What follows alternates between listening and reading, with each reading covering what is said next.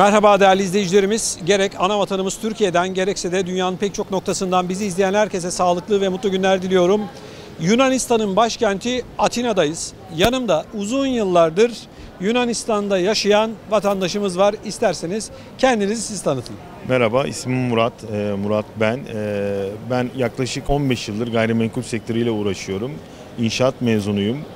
Yunanistan'da bir şirketimiz var, danışmanlık şirketimiz var. Burada hem adı Golden Visa olan bir oturum programı hem de gayrimenkul alım süreciyle ilgili yatırımcılarımıza danışmanlık yapmaktayız. Çok güzel. Peki size kilit soru şu. Bu videonun da ana konusu. Yunanlılar Türkleri seviyor mu? Çok seviyorlar çünkü Yunanlıların ve Türklerin çok ortak noktası var. Yüzlerce yıldır aynı coğrafyada sürekli komşu olmuşlar. İstanbul'da, İzmir'de, Anadolu'nun pek çok ilinde, ilçesinde Yunanlarla Türkleri esasında birlikte görebiliriz. Tarih kayıtlarına baktığınızda bunu görebilirsiniz. Tabii ki her toplumda belirli azınlıklar vardır. Yani birbirinden hoşlanmayan, birbirini beğenmeyen topluluklar çıkabilir ama benim gözlemlediğim şu, Yunanların Türklerle en ufak bir sorunu yok bu noktada. Politik olarak iki ülkenin politikacılarının anlaşamadığı noktalar vardır ama halkın bu noktada böyle bir beklentisi yok.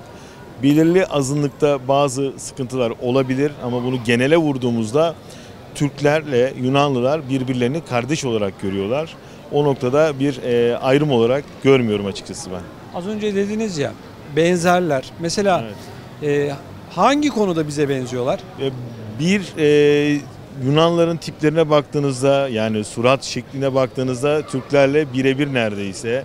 Ben bazen böyle gelen misafirlerimize diyorum ki bak yani şu Yunanlı ile konuşmasa bizim Kayserili bir vatandaşımıza, bir Konyalı bir vatandaşımıza, bir İzmirli bir vatandaşımıza çok benziyor.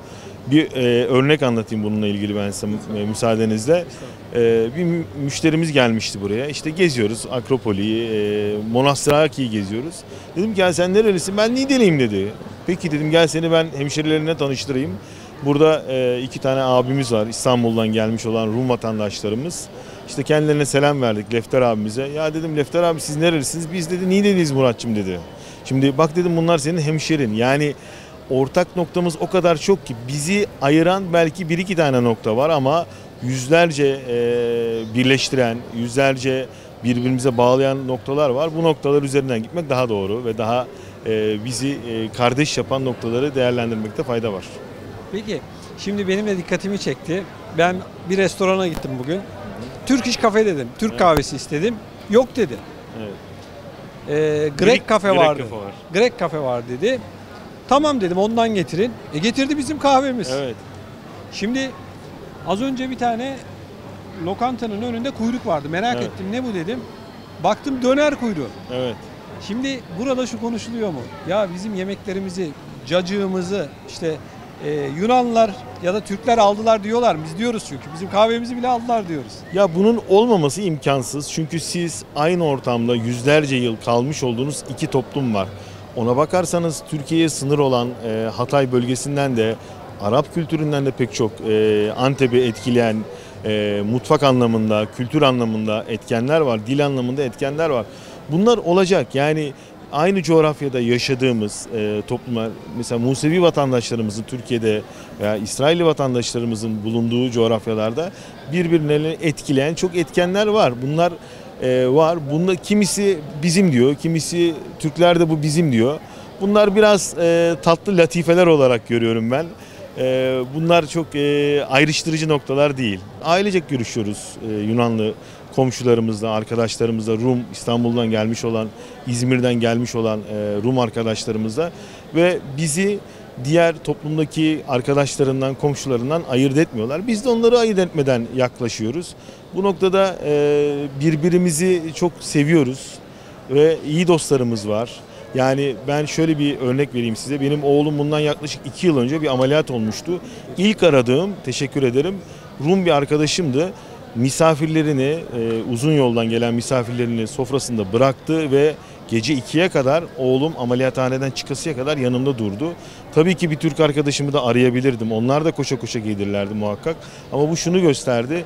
Bir dostluğun, yani zor durumda, zor dönemde aradığınızda yanınızda olduğunu gösteren bir etkendir bu. Bu çok kıymetli benim için. Benim tabii ben bilmiyorum sizin kadar burayı ama gördüğüm bir şey var. Mesela Alman gibi değiller. Almanlar çok soğuk. Evet. İşte Fransız gibi değiller. Hiç işi olmaz sizinle yani falan. Hani bizim böyle bir sıcak kanlılığımız coğrafyadan mı, Akdeniz'den mi, Ege'den mi biraz Yunanlarda da var. Ya sıcak ülkeler, Yunanistan sıcak bir ülke, coğrafya olarak da sıcak bir ülke, yaklaşım olarak da sıcak bir ülke. Yani bir Alman'a siz elinizi omzuna atamazsınız veya bir Fransız bunu yapamazsınız. Ama burada bunu yapabilirsiniz. Yani burada bir semt pazarına gittiğinizde birkaç defa alışveriş yaptığınızda hemen size nasılsın, iyi misin, günün nasıl geçiyor diye sorar. Yani sizin için artık bir müşteri değil bir arkadaş olma boyutuna doğru geçer. Bu bir süreç tabii ki bu birden olacak bir şey değil ama iki toplumun çok ortak noktası var. Ortak noktada gitmekte fayda var diyorum kısaca. Evet. Özellikle bizi Türkiye'den ve Avrupa'da yaşayan vatandaşlarımız, izleyenlere sesleniyorum. Gelin, görün buraları da. Burada yaşama imkanları da var. Bunları diğer videolarımızda kısmen bahsettik, anlattık size. Buradan mülk aldığınızda 250 bin euroya kadar Golden Visa diyorsunuz, değil mi? Böyle imkanlar da var. Yani minimum 250 bin euro değerinde bir yatırım yapılması durumunda yatırım yapan kişinin kendisi, eşi, 21 yaş altındaki bütün çocukları ve yatırım yapan kişinin anne babası, eşinin anne babası yani 3 tane farklı aile bu yatırımla hem Yunanistan'da oturum hakkı elde ediyor hem de diğer Avrupa ve Schengen bölgesinde vize almadan serbest dolaşım hakkı elde ediyor. Bu büyük bir özgürlük. Bunu izleyenlerimiz değerlendirirse, gündemine alırsa faydalı olacağı kanaatindeyim. Evet. Değerli izleyicilerimiz, Yunanistan'la ilgili bu yatırım fırsatından istifade etmek istiyorsanız siz de ekranın altında görmüş olduğunuz telefon numarasıyla irtibata geçebilir ve ardından da Murat Bey ile Yunanistan'ı, Atina'yı konuşabilir. Burada siz de Euro ile evinizi alabilir, Euro geliri elde edebilir. Tatil için, yaşamak için, Avrupa Birliği'nde serbest dolaşım için bu haktan istifade edebilirsiniz. Evet. Evet, değerli izleyicilerimiz, Murat Bey size çok teşekkür ediyorum. Ben teşekkür ederim. İzleyicilerimize vakit ayırdığı için teşekkür ederim. Çok sağ olun. Evet, değerli izleyicilerimiz, bizler de bizi dünyanın pek çok noktasından izleyen tüm izleyicilerimize sağlıklı ve mutlu günler diliyorum. Hoşça kalın.